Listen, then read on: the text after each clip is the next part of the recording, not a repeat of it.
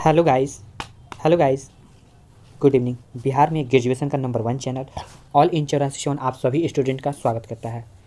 आज हम देखेंगे हिस्ट्री ऑनर्स पेपर 3 के वे सारे महत्वपूर्ण प्रश्नों का उत्तर जो एग्ज़ाम की दृष्टि से काफ़ी ही महत्वपूर्ण है।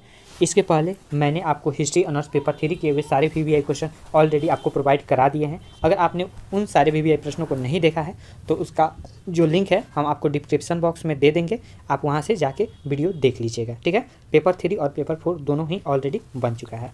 आज हम देखेंगे हिस्ट्री ऑनर्स पेपर 3 के वे सारे VVI प्रश्नों का उत्तर जो एग्ज़ाम की दृष्टि से काफ़ी ही महत्वपूर्ण है।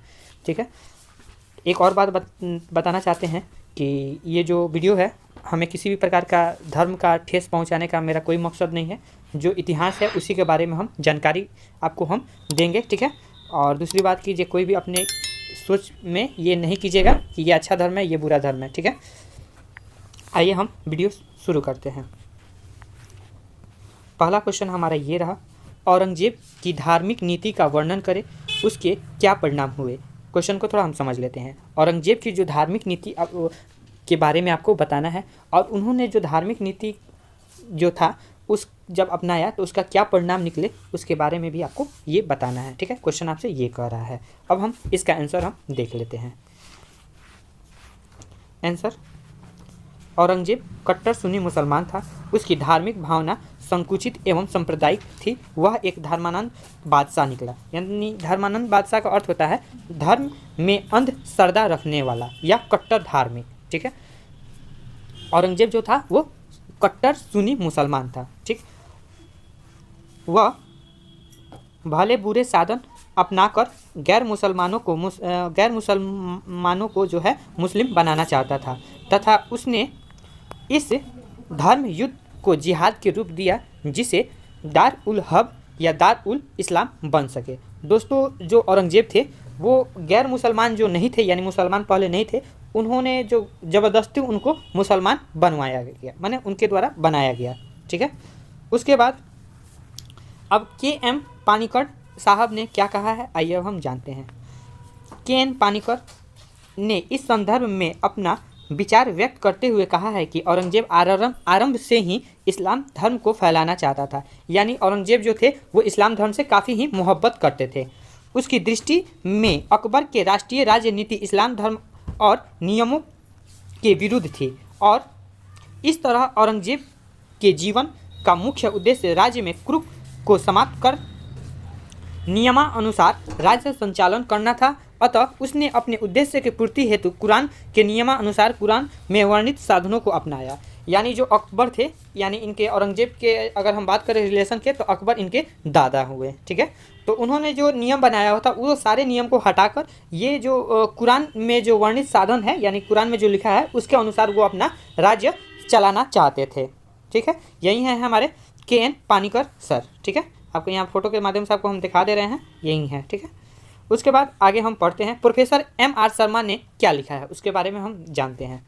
प्रोफेसर MR शर्मा ने लिखा है कि औरंगजेब के शासन काल में हिंदुओं पर विशेष रूप से अत्यधिक अत्याचार हुए। यानी प्रोफेसर MR शर्मा बता रहे हैं कि औरंगजेब के जब वहाँ के राजा थे माने शासक थे, ठीक है, भारत के शासक औरंगजेब भी कुछ दिन किए हैं शासन। ठीक है, तो उस समय हिंदुओं पर विशेष रूप से अत्याचार होते थे। अब कौन कौन सा अत्याचार होते थे आइए हम देखते हैं। यद्यपि उनमें हिंदू और मुसलमानों के दोनों रक्त नियंत्रण था तथापि वह हिंदुओं का विरोधी था। वह बड़ा ही धर्मानंद और असहिष्णुता था। यानी धर्मानंद के ऊपर आपको बतेबे किए हैं कि धर्म का अंधश्रद्धा रखने वाला, ठीक है, भक्त या कट्टर धार्मिक। हिंदुओं का यह कट्टर शत्रु सिद्ध हुआ। वस्तुतः उसने ऐसे एक राज्य का निर्माण कराना चाहता था जिसमें इस्लाम और कुरान साम्राज्य हो। मुसलमानों को सर्वोपरि अधिकार प्रदान किए गए थे। फलस्वरूप अंग्रेज जो था औरंगजेब की नीति हिंदू विरोधी थी। यानी कहने का अर्थ है कि वो मुसलमान को उस वक्त काफ़ी मुसलमान को जो थे वो उसको काफ़ी मतलब अधिकार प्रदान किए गए थे और हिंदू का काफ़ी कम जो था उसको प्रदान किए थे। यानी जो अधिकार की बात कर रहे हैं अधिकार कम दिए गए थे। ठीक है,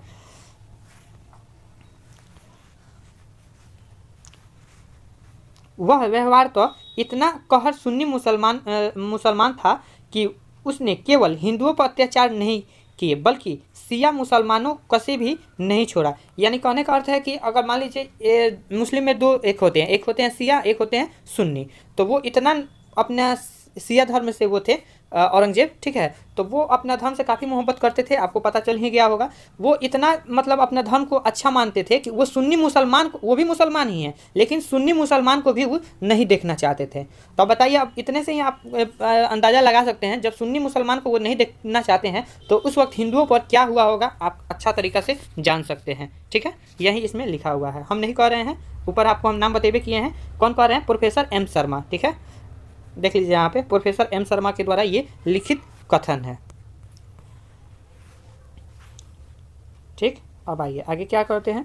इनका जो था, इनका व्यवहार तो इतना कहर सुन्नी मुसलमान था कि उसने केवल हिंदुओं का अत्याचार नहीं किया, बल्कि सिया मुसलमानों को कसे भी नहीं छोड़ा।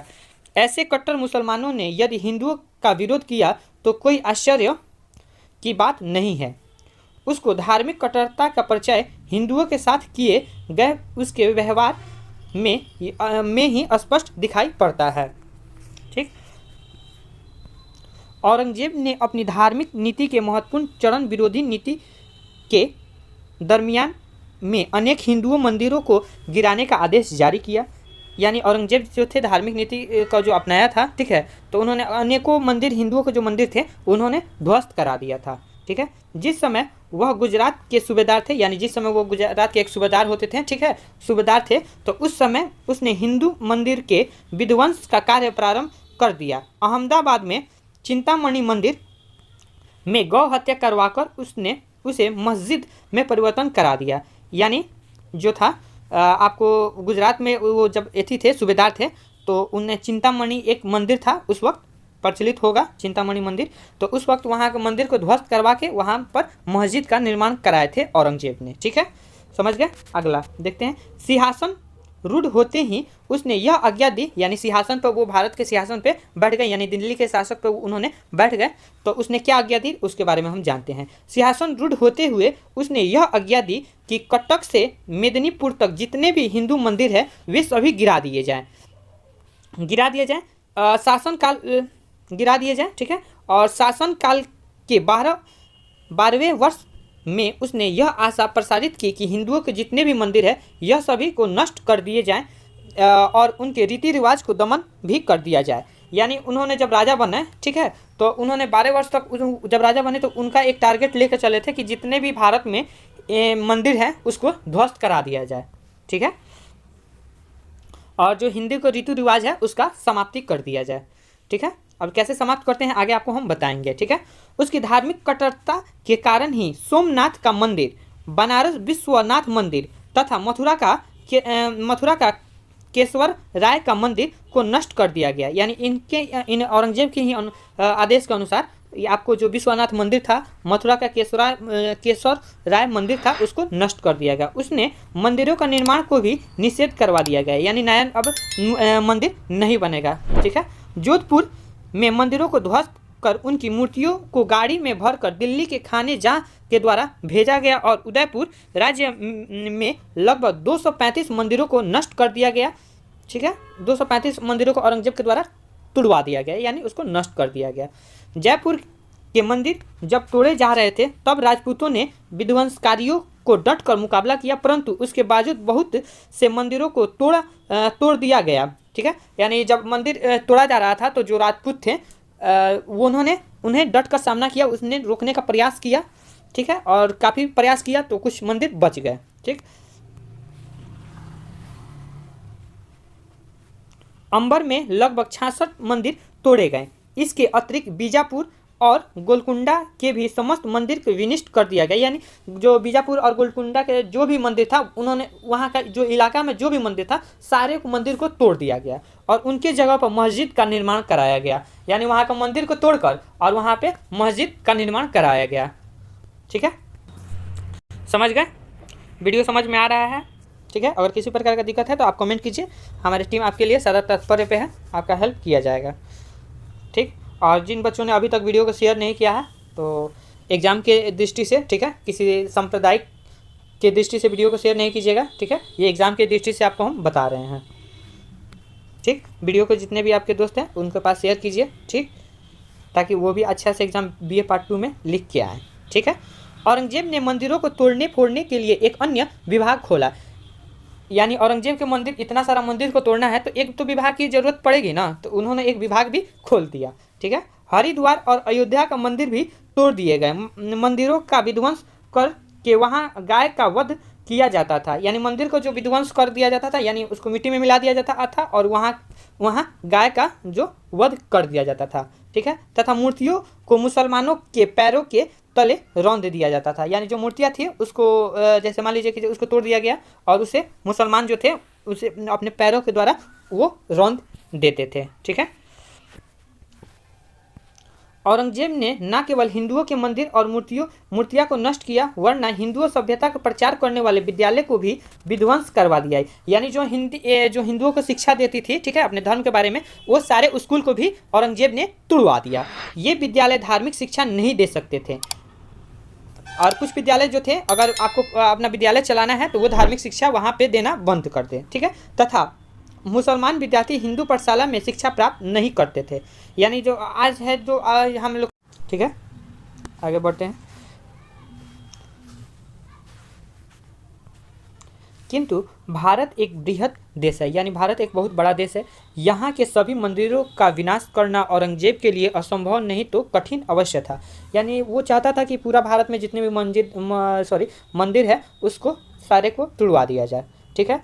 औरंगजेब के, लेकिन वो उतना संभव तो नहीं था, लेकिन फिर भी कठिन, असंभव भी नहीं था लेकिन कठिन जरूर था। ठीक है।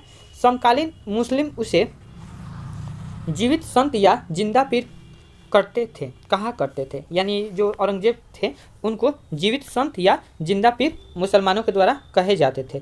लोग उसे जो है, अरे पेन कहाँ गया, दरविश बॉर्न इन पर्पल भी लोग कहा करते थे। ठीक है। इतना ही नहीं, अब देखते हैं और क्या क्या उन्होंने किया। इतना ही नहीं, हिंदुओं को विक्रय की सभी चीज़ों पर मुसलमानों से अधिक चुंगी देनी पड़ती थी। यानी टैक्स, चुंगी का अर्थ होता है टैक्स। ठीक है। यानी टैक्स देनी पड़ती थी। जैसे हिंदू को ज़्यादा टैक्स देना पड़ता था और मुसलमान को कम टैक्स देना पड़ता था। ठीक है।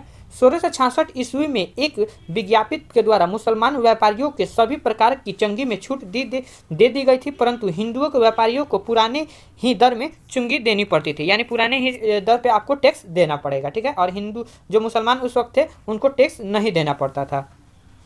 चुंगी का अर्थ वह हुआ टैक्स। ठीक है। इसके अतिरिक्त औरंगजेब ने हिंदुओं की व्यक्तिगत स्वतंत्रता का अपहरण किया। उसने उसके धार्मिक रीति रिवाज पर रोक लगा दिया। यानी जो हिंदू के जो रीति रिवाज थे, ऊपर हमने आपको बताया था कि उन्होंने किस प्रकार से हिंदुओं का धार्मिक जो रीति रिवाज थे उस पर किस प्रकार से रोक लगाया था। अब हम देखते हैं किस प्रकार से। ठीक है। झरोखा दर्शन की प्रथा औरंगजेब ने बंद करवा दिया। दिवाली होली के त्योहारों पर भी रोक लगवा दी गई। फैशन को निरुत्साहित किया गया। दाढ़ी की लंबाई निश्चित कर दी गई थी। यानी आप इसी से मिला लीजिए, दिवाली होली जो हम लोग जो था हिंदुओं का जो महापर्व कहा जाता था, वो सारे औरंगजेब के द्वारा रोक लगा दिया गया था। हिंदुओं में जो होता है, जो साधु संत होते थे वो दाढ़ी काफ़ी बढ़ा के रखते थे, उन पे भी रोक लगा दिया गया था कि उनको कुछ पैमाना दे दिया गया था कि इससे आपका दाढ़ी ज़्यादा नहीं बढ़ना चाहिए। ठीक है। अनेक प्रकार का नियम लगाए हुए थे औरंगजेब ने। ठीक है। हिंदू मुस्लिम पर्व त्यौहार में बच्चों के लिए मनोरंजन की चीज़ जैसे मिट्टी की मूर्तियाँ बनाई जाती थी कि चीज़ जैसे मिट्टी की मूर्तियाँ बनाई जाती थी जिसमें पशु पक्षी स्त्री पुरुष आदि की मूर्तियाँ रहती थी। 1665 ईस्वी में औरंगजेब के द्वारा इस प्रकार की मूर्तियों का निर्माण पर प्रतिबंध लगा दिया गया। बृहस्पतिवार की रात में संतों और प्रतिष्ठित कवियों की समाधि पर दीपक जलाना निषेध कर दिया। यानी बृहस्पतिवार को उस वक्त कोई धर्म होगा अपना, जो हिंदुओं का कुछ रीति रिवाज होगा। ठीक है। तो उस वक्त बृहस्पतिवार को जो होता है उसको रात में जो प्रतिष्ठित संत थे या कवि थे उनकी मृत्यु हो जाती थी, उनके जहाँ मृत्यु होती थी उनके मतलब अच्छा के लिए वहाँ पे जाके दीप जलाते थे, उसको भी औरंगजेब ने बंद करा दिया। ठीक है। मुहर्रम के समय जुलूस निकालने पर प्रतिबंध लगा दिया गया। सती प्रथा पर भी रोक लगा दी गई। ठीक है। उन्होंने सती प्रथा पर भी औरंगजेब ने काफ़ी शिकंजा कसा और सती प्रथा पर भी रोक लगाने का काफ़ी प्रयास किया। ठीक है। दोस्तों अगर आप वीडियो को 2 बार देख लेते हैं ना तो आपका एग्ज़ाम अच्छा नहीं बल्कि काफ़ी ही अच्छा जाएगा, ठीक है। और ये सारे प्रश्न जो हैं वो VVI हैं और आपको अच्छा तरीक़ा से आपको याद भी हो जाएगा, ठीक। इतना ही नहीं, औरंगजेब ने सिक्कों पर से कलाम हटाया दिया और इस्लाम के प्रचार नियुक्त की। यानी जो उस वक्त का जो सिक्का था उसमें कलमा हटवा दिया गया और इस्लाम धर्म में जो प्रचार था उसे उस पर छपवा दिया, यानी नियुक्त कर दिया सिक्का पे, ठीक है। दरबार में संगीत और संगीत दलों पर भी प्रतिबंध हेतु रिलीजियस सेंसर की नियुक्ति लगा दिया गया। यानी जो संगीत जो दल थे उस वक्त, मतलब जो संगीत होता था, प्रोग्राम होता था, उन सारे पर उन्होंने औरंगजेब ने प्रतिबंध लगा दिया था, ठीक है। अपने शासनकाल में 12वें वर्ष उसने ज्योतिष्य एवं भविष्य वक्ताओं व बर्खास्त कर दिया तथा अपने दरबारियों को हिंदू प्रथा अनुसार नमस्कार करने के लिए मना कर दिया, ठीक है। उसके स्थान पर सलाम अलैकुम की प्रथा प्रचलित थी, ठीक है। शराब पीने पर भी प्रतिबंध लगा दिया गया, ठीक है। शराब पीने वाले जो थे, शराब पीने वाले एवं शराब बनाने वाले एक हाथ और एक पैर दरोगा के द्वारा कटवा दिया जाता था। यानी जो शराब अगर पिएगा या फिर बनाएगा तो उसका औरंगजेब ने उसका जो एक पैर और एक हाथ कटवा देते थे, ठीक है। उस वक्त शराब एकदम ये था, सख्त था। वैश्याओं ने नर्तकियों को यह आदेश दिया गया कि या तो वो शादी कर ले अन्यथा साम्राज्य से बाहर चली जाए। यानी जो उस वक्त नृत्य करती थी उनसे बोला गया या तो आप शादी कर लीजिए, अपना घर बसा लीजिए, और नहीं अगर आपको घर बसाना है तो आप जाके दूसरा साम्राज्य में आप जा सकते हैं, ठीक है। यहाँ पे आपको कोई नहीं रखेगा। औरंगजेब ने इस तरह संक्षेप में हिंदुओं का कट्टर विरोधी एवं शत्रु था। उसने हिंदुओं के मंदिर को नष्ट करवाया, उन पर जजिया कर, तीर्थ यात्रा कर तथा अन्य प्रकार के कर लगवाई। साथ ही उसने बहुत से हिंदुओं को राज्य की सेवाओं से वंचित रखा। उस पर भी जब संतोष ना हुआ तो उसने हिंदुओं को मुसलमान बनाने के लिए अन्य विचित्र साधन अपनाए। इस्लाम धर्म को स्वीकार करने वाले राज्य सेवाओं में ऊंचे ऊंचे पद दिए जाते थे। यानी अगर आप हिंदू हैं, अगर आप अपना धर्म परिवर्तन कर देते हैं तो आपको उस वक्त जो था ऊंचा ऊंचा पद, आपको मंत्री का पद दिया जाता था, ठीक है। हजारों हजार हिंदुओं की नौकरी बर्खास्त कर दिए गए, ठीक है। लेकिन यदि वे मुसलमान बनना स्वीकार करते थे तो उन्हें नौकरी पर रख लिया जाता था। जो हिंदू अगर नहीं स्वीकार करते थे उनको नौकरी से निकाल दिया जाता था और जो करते थे उनको नौकरी पर पुनः वापस ले लिया जाता था। इतना ही नहीं, यदि दो व्यक्तियों में किसी की संपत्ति को लेकर झगड़ा हो जाता था और उनमें से एक मुसलमान बन जाता था तो उसकी संपत्ति मिल जाती थी। आप इसी के अनुसार आप लगा लीजिए कि उस वक्त का जो नियम था कि अगर दो भाइयों में अगर मतलब लड़ाई हुआ, ज़मीन संबंधित विवाद हुआ, तो अगर एक व्यक्ति अगर मुसलमान बन जाता था तो उनको सारी संपत्ति उनको दे दिया जाता था, जो मुसलमान बनेगा, ठीक है। औरंगजेब ने 1665 ईस्वी में हिंदुओं के होली, दिवाली आदि उत्सव पर प्रतिबंध लगवा दिया। 1703 ईस्वी में साबरमती नदी के किनारे अहमदाबाद में हिंदुओं के मुर्दे को जलाने पर भी रोक लगा दी, ठीक है। यानी उस वक्त जो 1703 ईस्वी में साबरमती जो नदी थे उसके किनारे पर जो हिंदुओं का मुर्दा यानी लाश जलाया जाता था उस पर भी उन्होंने औरंगजेब ने रोक लगा दिया। 1694 ईस्वी के एक आदेश के द्वारा यह बतलाया गया कि मराठी और राजपूतों को छोड़कर अन्य कोई भी हिंदू ईरानी घोड़े या हाथी या पालकी में नहीं बैठ सकते थे। उस वक्त जो औरंगजेब थे उन्होंने एक नियम लगा दिया था कि कोई भी जो है राजपूत के छोड़कर और मराठी और राजपूत को छोड़कर और कोई भी जो पालकी पर नहीं बैठ सकता है, ठीक है, वो हिंदू हो या फिर ईरानी हो। औरंगजेब ने सिखों के गुरु तेग बहादुर को वध करवा दिया और मराठा के दमन के लिए युद्ध छेड़ा। उसने भारी संख्या में हिंदुओं को बलपूर्वक मुसलमान बना लिया। इस तरह औरंगजेब ने हिंदुओं पर अपनी धार्मिक तंगी के कारण आफत का पहाड़ ढा दिया। समस्त मुगल साम्राज्य में हिंदू जनता औरंगजेब के शासनकाल में ही सबसे अधिक प्रताड़ित थी। इतना जुल्म ढाने के बाद कोई जनता कैसे कोई खुश रह सकता है कि नहीं। इस तरह औरंगजेब की हिंदू विरोधी नीति के मुख्य उद्देश्य संक्षेप में निम्नलिखित थे। यानी उसका उद्देश्य क्या था, अब हम थोड़ा संक्षेप में हम जान लेते हैं। विस्तार में तो जान लिए, अब संक्षेप में भी हम जान लेते हैं। वह अपना धार्मिक उद्देश्य पूरा करना चाहता था। वह हिंदुओं के सामाजिक, राजनीतिक तथा नैतिक पतन पर तुल गया था। वह भारत को कट्टर सुन्नी धर्म का देश बनाना चाहता था और यहाँ इस्लामी कानून के अनुसार शासन करना चाहता था। वह हिंदुओं को दबाकर मुसलमान बनाना चाहता था। अब इन्होंने ये काम किया। अब औरंगजेब की जो धार्मिक नीति अपनाया उसका क्या परिणाम हुआ, अब हम आइए जानते हैं। औरंगजेब की धार्मिक कट्टरता का परिणाम बड़े चिंताजनक हुई। संपूर्ण देश में उसके विरुद्ध क्रोध एवं असंतोष की ज्वाला भड़क उठी। राजपूत पेन ले लेते हैं यहाँ पे, राजपूत यहाँ पर सिख होगा, ठीक है। सिख स्थानक जो धर्म के थे और मराठों ने मुगल साम्राज्य के विरुद्ध विद्रोह किया। स्नातक होगा यहाँ पे, ठीक है, यहाँ पे मिस्टेक हुआ है। इन विद्रोह को दबाने में सरकारी खजाना रिक्त हो गया। मुगलों की सैनिक शक्ति छिन भिन्न हो गई। भारत में मुगल साम्राज्य का कोई शुभचिंतक नहीं रह गया। अब धार्मिक क्या परिणाम हुए अब हम देखते हैं। औरंगजेब की हिंदू विरोधी नीति के परिणाम ने मुगल साम्राज्य की जड़ों को हिला दिया। औरंगजेब ने राजकोष का काफ़ी धन इस्लाम धर्म के प्रचार में लगाया।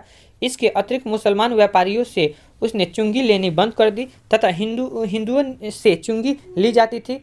उसमें इस तरह अब धीरे धीरे बेईमानी होने लगी। हिंदू लोग मुसलमानों का माल बताकर चुंगी छूटने का प्रयास करने लगे। इससे राज्य के आय कर काफ़ी क्षति पहुंची।